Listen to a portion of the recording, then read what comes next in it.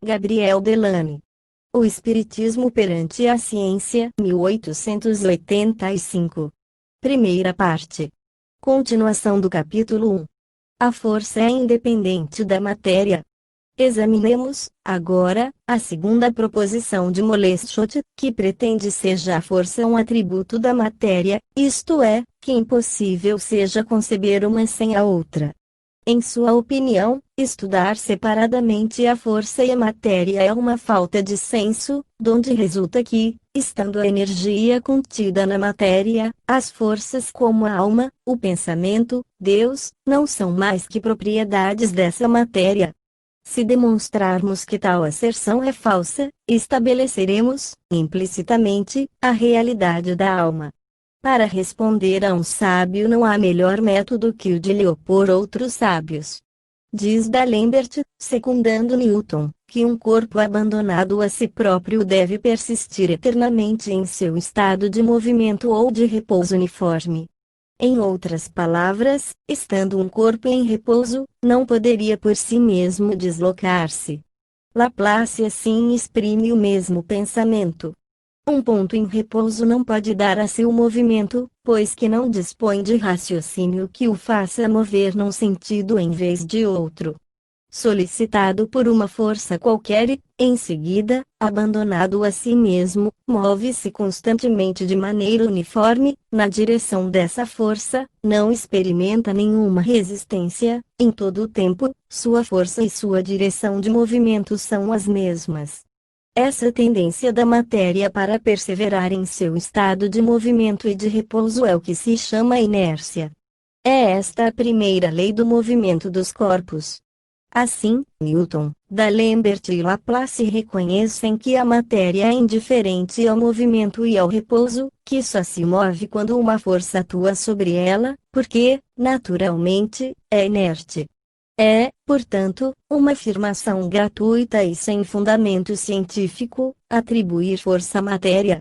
Cremos que dificilmente podem recusar-se o testemunho e a competência dos três grandes homens acima citados, para dar mais peso, entretanto, à nossa asserção, diremos que o cardeal Gerdiu e Euler estabelecem, por cálculos matemáticos, a certeza da inércia dos corpos. Não podemos reproduzi-los aqui, mas faremos valer um argumento decisivo, em apoio de nossa convicção. Temos excelente prova do princípio da inércia nas aplicações que se fizeram das teorias da mecânica aos fenômenos astronômicos. Com efeito, se esta ciência que tem por base a inércia não se apoiasse em um fato real, suas deduções seriam falsas e inverificáveis pela experiência. Se a lei da inércia não passasse de uma concepção do espírito, sem nenhum valor positivo, fora impossível a Le Verrier achar e calcular a órbita de um planeta desconhecido, até sua época, e suas previsões, sobretudo, jamais se teriam realizado, as quais, entretanto, se verificaram ponto por ponto. Essa descoberta demonstra que as leis encontradas pela razão são exatas, porque se verificam pela observação de um fenômeno cuja possibilidade não se suspeitava, quando os princípios da mecânica celeste foram estabelecidos. Não é evidente que se conheciam as propriedades dos corpos e mais tarde se conheceram as curvas que eles descrevem, muito antes de se ter observado no céu o movimento dos astros? Ora, não sendo a mecânica senão o estudo das forças em ação, é certo que suas leis são rigorosas, porque se verificam na natureza. Não só os matemáticos trataram dessa questão, M. H. Martin, em seu livro As Ciências e a Filosofia, demonstra, segundo o Sr. Dupré, que em virtude das leis da termodinâmica, é necessário admitir uma ação inicial exterior e independente da matéria. É, aliás, fácil a convicção, raciocinando de acordo com o método positivo, de que o testemunho dos sentidos não pode fazer-nos ver a força como um atributo da matéria. Ao contrário, verificamos pela experiência cotidiana que um corpo fica inerte e permanecerá eternamente na mesma posição, se nada lhe vier dar o movimento. Uma pedra, que lançarmos, permanece, depois de sua queda, no estado em que se achava quando a força que a animava cessou de atuar. Uma bola não rolará sem o primeiro impulso que lhe determine o deslocamento. Sendo o universo o conjunto dos corpos, pode-se dizer do conjunto da criação o que se diz de cada corpo em particular, e se o universo está em movimento, é impossível achar que a causa desse movimento esteja em si próprio. Vê-se até aqui que Moleschott não foi feliz na escolha de suas afirmações. Erige como verdade os pontos mais contestáveis, não é, pois, de surpreender que, partindo de dados tão falsos, chegue a conclusões absolutamente errôneas. O estudo imparcial dos fatos nos leva a encarar o mundo como formado de dois princípios independentes um do outro, a força e a matéria. É preciso, além disso, observar que a força é a causa efetiva a que obedecem os seres, orgânicos ou não. Todas as forças, portanto, designadas sob os nomes de Deus, alma, vontade, têm uma existência real fora da matéria e esta é o instrumento passivo, sobre o qual elas se exercem. Continuemos a análise do livro de Moleschott e veremos que em suas apreciações sobre o homem ele não mostra mais perspicácia do que em seu estudo sobre a natureza. O grande argumento que ele oferece como a prova de convicção é o mesmo que o dos materialistas em geral. Consiste em dizer, o cérebro é o órgão pelo qual se manifesta o pensamento, logo, é o cérebro que segrega o pensamento. Esse raciocínio é quase tão lógico como se disséssemos, o piano é o instrumento que serve para que se faça ouvir uma melodia, logo, o piano segrega a melodia. Se alguém se exprimisse por tal forma diante de um incrédulo, é mais que provável que ele encolheria os ombros desdenhosamente, mas, fato estranho, quando se trata da alma, ele aceita imediatamente semelhante maneira de discutir. É que os materialistas não querem, sob nenhum pretexto, acreditar num princípio pensante, negam a existência do músico, daí as singulares teorias que nos expõem. Os materialistas se encontram em face desse problema, o homem pensa, o pensamento não tem nenhuma das qualidades da matéria, é invisível, não tem forma, nem peso, nem cor, entretanto, existe. É preciso, pois, por se mostrarem coerentes, que o façam provir da matéria. Certo, a dificuldade é grande para explicar como uma coisa material, o cérebro, pode engendrar uma ação imaterial, o pensamento. Vamos ver, então, desfilarem os sofismas, com o auxílio dos quais nossos adversários dão aparência de um arrazoado. O cérebro é necessário à manifestação do pensamento, os filósofos gregos já o sabiam e não caíam. Por isso, no erro dos cépticos de hoje, estabelecem a distinção entre a causa e o instrumento que serve para produzir o efeito. Certos fisiologistas, como Cabanis, não encaravam o assunto de tão perto. Este diz, com efeito, vemos as impressões chegarem ao cérebro por intermédio dos nervos, elas se acham, então, isoladas e sem coerência. O órgão entra em ação, e de sobre as impressões e as reenvia metamorfoseadas em ideias, que se manifestam, exteriormente, pela linguagem da fisionomia ou do gesto, pelos sinais da palavra ou da escrita. Concluímos, com a mesma segurança, que o cérebro digere, de alguma sorte, estas impressões, que ele faz, organicamente, a secreção do pensamento. Tal doutrina tão bem se implantou no espírito dos materialistas que, segundo Karl Vogt, os pensamentos têm com o cérebro quase a mesma relação que a bilis com o fígado ou a urina com os rins. Broussais já tinha dito em seu testamento: desde que eu soube, pela cirurgia, que o pus acumulado à superfície do cérebro destruía nossas faculdades, e que a saída desse pus lhes permitia o reaparecimento, não as pude considerar de outra forma que não atos do cérebro vivo, embora não soubesse nem o que era o cérebro, nem o que era a vida. Moleschott, seguindo nessa leta, diz a seu turno, variando um pouco a argumentação: o pensamento não é mais que um fluido, como o calor ou o som, é um movimento, uma transformação da matéria cerebral. A atividade do cérebro é uma propriedade do cérebro, tão necessária como a força, por toda parte inerente à matéria, de que é caráter essencial e inalienável. É tão impossível que o cérebro intacto não pense, como é impossível seja o pensamento ligado a outra matéria que não o cérebro. Segundo o sábio químico, qualquer alteração do pensamento modifica o cérebro, e qualquer dano a esse órgão suprime o pensamento no todo ou em parte. Afirma ele.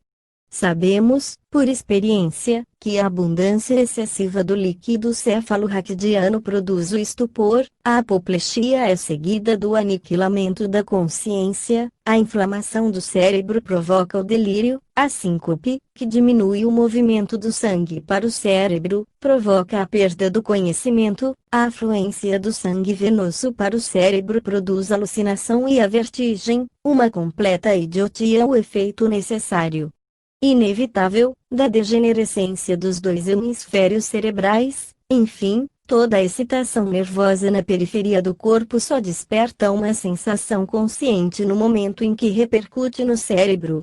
Conclui, pois, que nos fenômenos psicológicos o que se observa é a eterna dualidade da criação, uma força, o pensamento que modifica, uma matéria, o cérebro. Toda argumentação de Moleschotte consiste em dizer que, com órgãos sãos, os atos intelectuais se exercem facilmente. Ao contrário, se o cérebro adoece, a alma não pode mais se servir dele, e as faculdades reaparecem quando as causas que o alteravam cessam de agir. É sempre a história do piano. Se uma das cordas chega a quebrar-se, será impossível fazer vibrar a nota que lhe corresponde, substitua-se a corda e imediatamente o som voltará a produzir-se. Mas, quando fosse demonstrado que o pensamento é sempre a resultante do estado do cérebro, não bastaria isso para afirmar-se que o encéfalo produz o pensamento. Quando muito, daí se poderiam induzir as relações íntimas existentes entre ambos. Não está ainda provado que a integridade do cérebro seja indispensável à produção dos fenômenos espirituais. Eis o que diz Longet, cuja competência em fisiologia é unanimemente reconhecida. Nunca se negou a solidariedade dos órgãos sãos com uma inteligência sã, mens sana in corpore sano, mas essa dependência tão natural não é de tal forma absoluta que se não encontrem numerosos exemplos do contrário. Vêem débeis crianças assombrar pela precocidade da inteligência e extensão do espírito, velhos decrépitos, já vizinhos da tumba, conservam intactos os julgamentos, a memória, o fogo do gênio, o ardor da coragem. Há poucos anos, o professor Lordat escreveu notável tratado sobre a insenescência, 2, do senso íntimo nos velhos. Início da nota do redator. 2. Insenescência. Expressão utilizada aqui como a qualidade do que não envelhece, o oposto de senescente, que significa aquilo ou aquele que está envelhecendo. Fim da nota do redator. A loucura é acompanhada, muitas vezes, de uma lesão apreciável dos centros nervosos, mas, que diremos dos casos em que Esquirol e os autores mais conscienciosos afirmam não haver encontrado nenhum vestígio de alteração no cérebro? Os anais da ciência nos fornecem grande número de fatos, perfeitamente observados, de alteração profunda da substância cerebral, sem que, durante a vida, se haja notado a mais leve alteração da inteligência. Viram-se porções do cérebro retirado, balas atravessarem esse órgão de um lado a outro, sem o menor desarranjo do espírito. Basta, entretanto, alguns delgados filetes de sangue em um pequeno ponto, para acender a febre, excitar um delírio furioso e trazer rapidamente a morte. Apressemo-nos em reconhecer que a integridade dos órgãos, sua boa conformação, um volume suficiente são condições favoráveis ao livre exercício, ao vigor das faculdades intelectuais, Mas não confundamos o órgão com a função, e é, sobretudo, falando do cérebro e do pensamento, que essa distinção se torna importante, porque muitos órgãos da economia concorrem para esse grande fenômeno da vida intelectual. A privação do ar a faz cessar imediatamente, uma bala que atravessa o coração a destrói com rapidez. Quem ousaria, entretanto, dar como causa primária ao pensamento, o ar que respiramos ou o sangue vermelho que circula nos canais arteriais? Eis o que diz a ciência e parece-nos que suas conclusões não são inteiramente a favor de Moleschott. Não é possível afirmar que o pensamento esteja sempre em harmonia com a integridade do cérebro, logo, ele não é produzido pelo cérebro. Vimos também, mais acima, o sábio holandês atribuir o pensamento a uma vibração da matéria cerebral. Seria essa teoria mais justa que as precedentes? Vamos vê-lo imediatamente. Desde logo esbarramos numa dificuldade: é difícil compreender como uma sensação gera uma ideia. A sensação é uma impressão produzida nos nervos sensitivos por um abalo externo, este determina um movimento ondulatório que se propaga até o cérebro pelas fibras nervosas. Lá chegado, esse movimento faz vibrar as células do senso. Como pode o movimento mecânico das células determinar uma ideia? Como compreender que esse abalo seja percebido pelo ser pensante?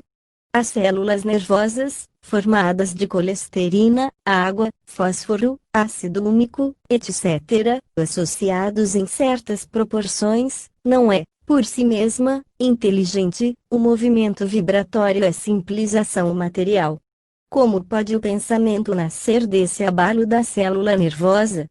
Foi o que se esqueceram de ensinar-nos. Os espiritualistas interpretam os fatos dizendo que há em nós uma individualidade intelectual, que é advertida por essa vibração de que uma ação foi exercida sobre o corpo, e é quando a alma tem consciência desse movimento vibratório que nós experimentamos a percepção. O que prova até a evidência que tudo se passa assim é o fenômeno tão ordinário da distração. Quando trabalhamos num aposento, não acontece frequentemente ficarmos insensíveis ao tic-tac de um relógio? E não sucede, mesmo, ficarmos insensíveis às horas que batem. Por que não as ouvimos? As vibrações, produzidas pelo som, impressionaram nosso ouvido, propagaram-se através do organismo até o cérebro, mas, estando a alma preocupada por outros pensamentos, não pôde transformar a sensação em percepção, de sorte que não tivemos consciência dos ruídos produzidos pelo relógio. Esse simples fato demonstra, de maneira concludente, a existência da alma. Outras objeções. Estamos certos, agora, de que o pensamento não é produzido, nem pelo conjunto do cérebro, nem por um movimento vibratório de suas moléculas. Asseguremo-nos de que não é ele além disso produto da matéria cerebral. Retomemos, para examiná-las, as teorias de Cabanis e Caril-Volt. É possível que o pensamento seja uma secreção do cérebro?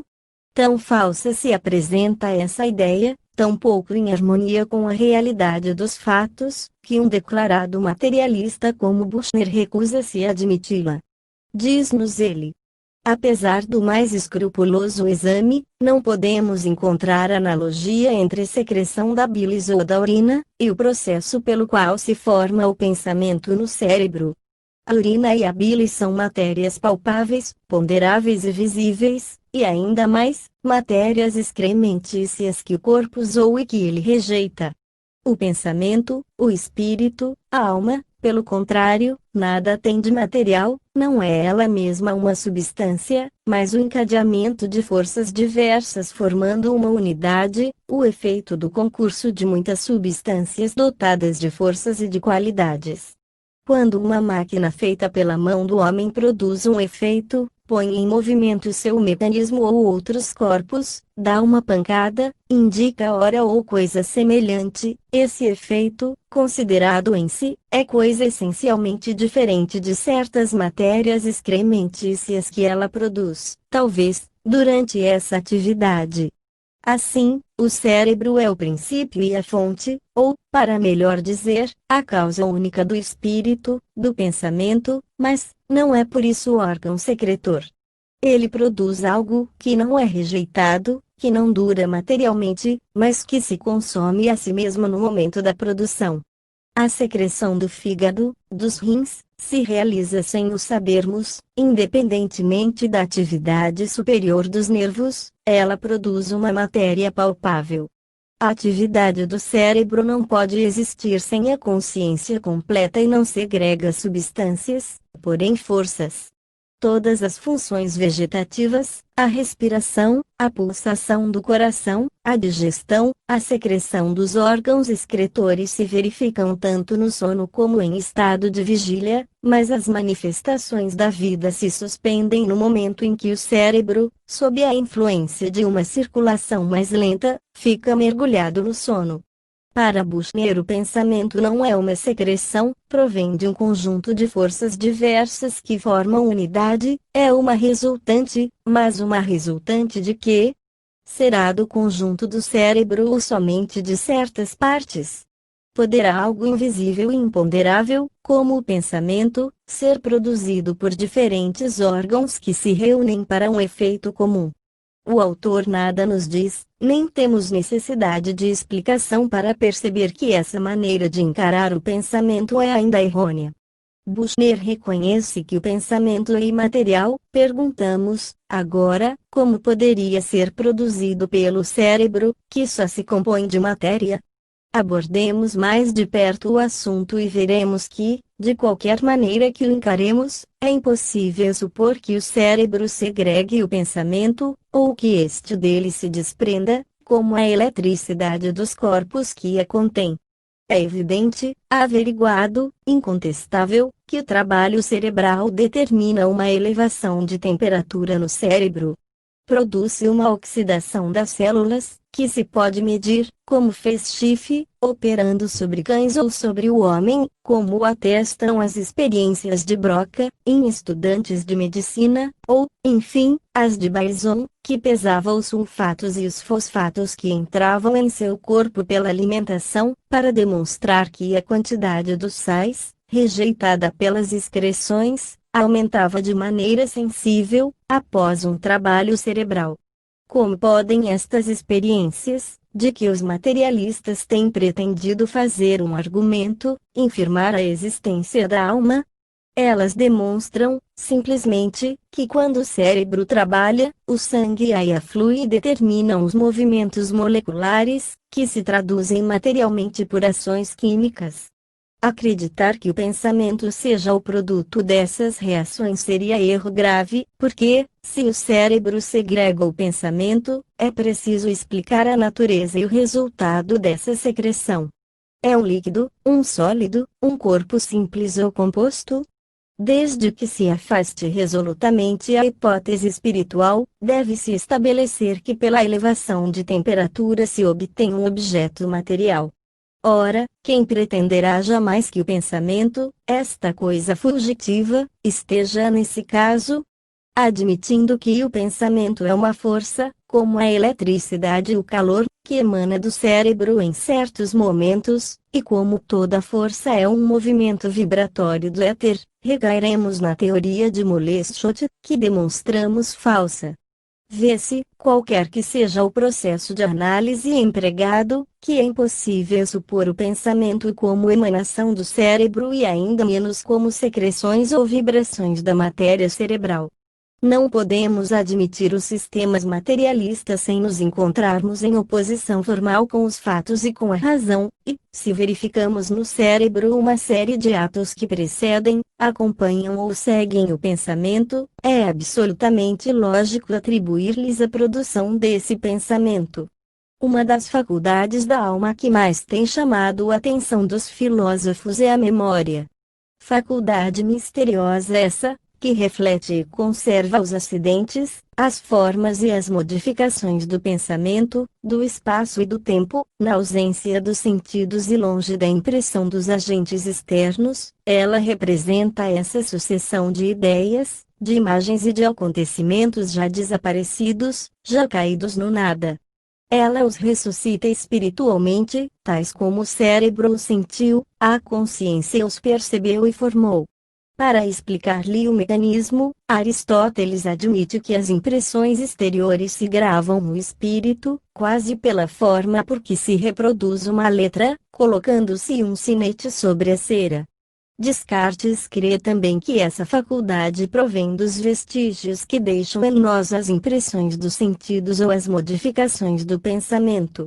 Adotemos a maneira de ver desses grandes homens e indaguemos como será possível conciliá-la com os dados que Moleschott nos fornece sobre a natureza do princípio pensante.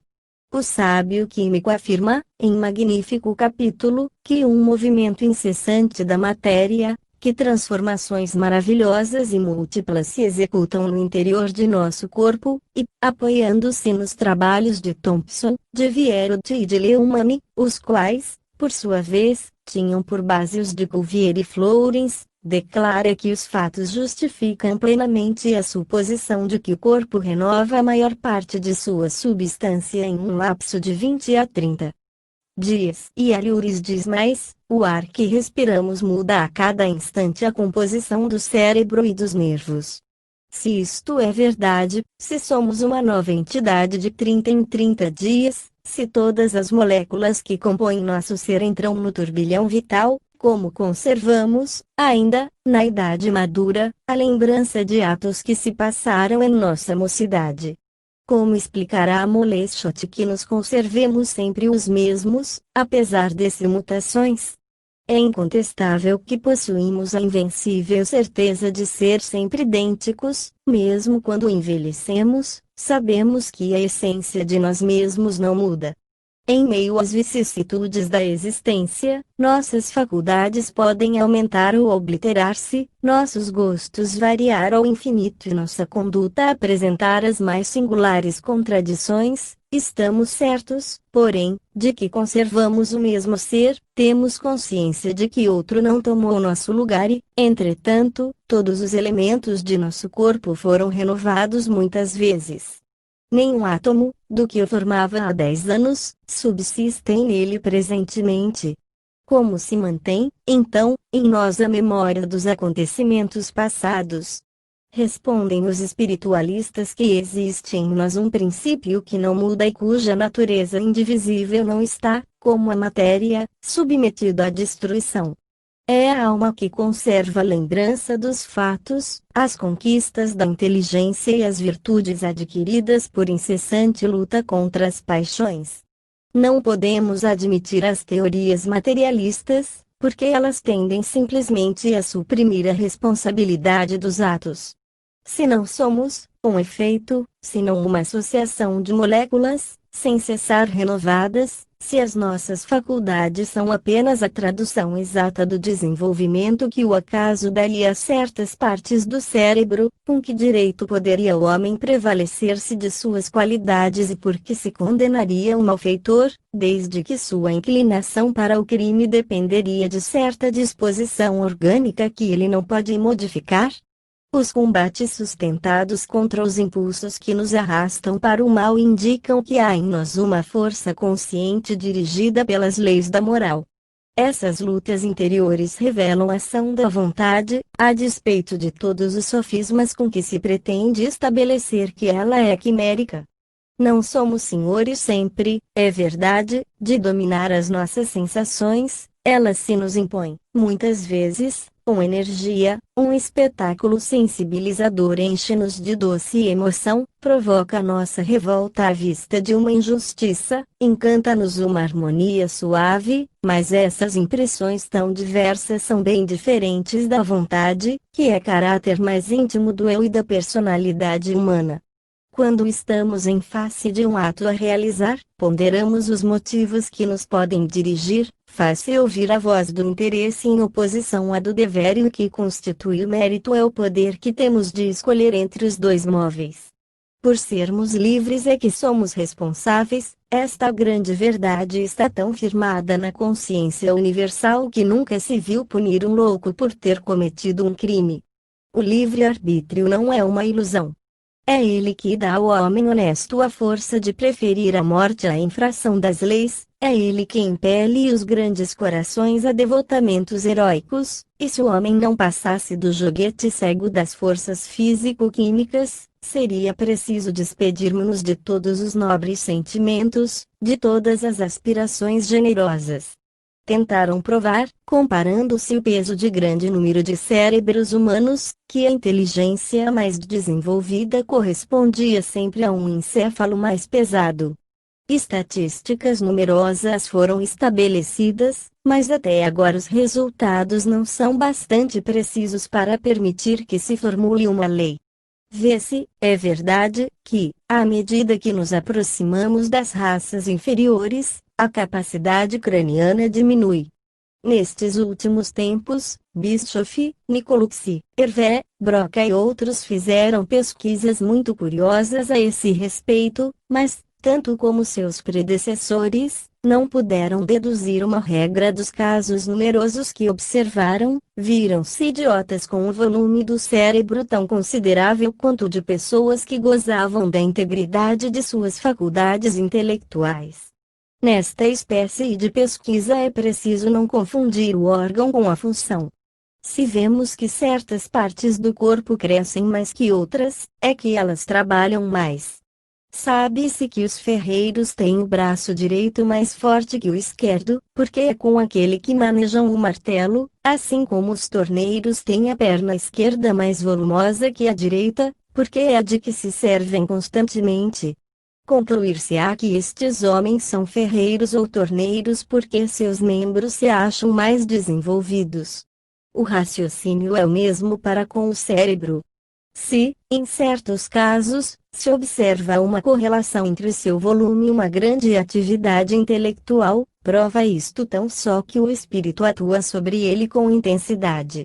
Disse excelentemente Hervé, o encéfalo cresce em proporção à atividade funcional de que é a sede. É essa uma lei que se aplica a todos os órgãos, em toda a série animal. Ora, qual é a atividade funcional do cérebro? A intelectual e a moral. O peso e o volume do cérebro nada têm, portanto, de comum com a existência da alma e não podem invalidá-la. Conclusão. Diremos, em resumo, que do estudo dos fatos ressalta a certeza de que possuímos um princípio pensante, independente da matéria, que não está submetido, como esta, às transformações da vida, e no qual reside a memória. Para combater tão simples verdade, os sábios investigaram as mais íntimas profundezas do ser, a fim de aurirem aí seus argumentos. Surpreende-nos ver como eles se extraviam, quando abandonam o sólido terreno da experiência e se aventuram, guiados por hipóteses, no domínio filosófico. É que não querem admitir senão o que é visível, tangível, que se pode medir. Nada teríamos que alegar contra esse método, se dele se servissem sempre, mas o que não é justo é que só o apliquem aos fenômenos psíquicos. Broussais dizia: dissequei muitos cadáveres, mas nunca encontrei alma. Entretanto, admitia a vida e as ciências naturais que só repousam sobre entidades. Ouçamos Langel. A química contenta-se com palavras, todas as vezes que lhe é impossível penetrar a essência mesma dos fenômenos. De que fala ela sem cessar? De afinidade. Não é isso uma força hipotética, uma entidade tão pouco tangível como a vida e a alma? A química deixa a fisiologia a ideia da vida e recusa ocupar-se com ela. Mas a ideia em torno da qual a química se desenvolve tem alguma coisa de mais real? Essa ideia é muitas vezes inapreensível, não só em sua essência senão ainda em seus efeitos. Pode-se, por exemplo, meditar um instante nas leis de Berthollet, sem compreender que estamos em face de um mistério impenetrável.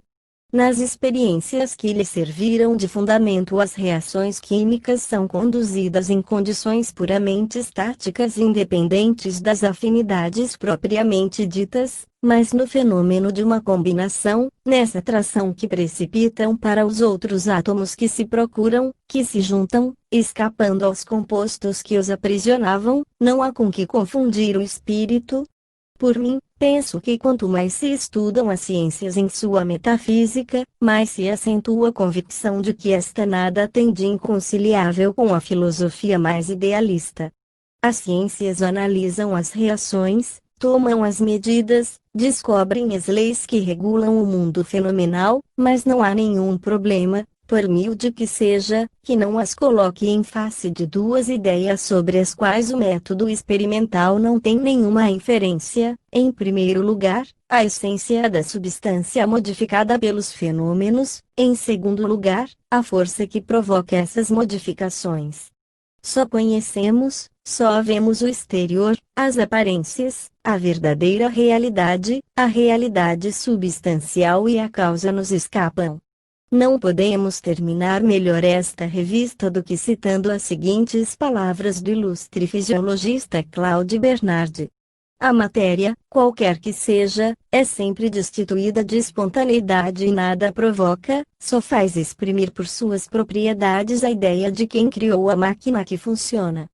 De sorte que a matéria organizada do cérebro, que manifesta fenômenos de sensibilidade e de inteligência próprios ao ser vivo, não tem, do pensamento e dos fenômenos que ela manifesta, mais consciência do que a matéria bruta teria de uma máquina inerte, de um relógio, por exemplo, que não possui consciência dos movimentos que manifesta ou da hora que indica. Assim, também, os caracteres de impressão e o papel não têm consciência das ideias que reproduzem. Assegurar que o cérebro segrega o pensamento, seria o mesmo dizer que o relógio segrega a hora ou a ideia do tempo. É preciso não supor que foi a matéria quem criou a lei de ordem e de sucessão, seria isso cair no erro grosseiro dos materialistas.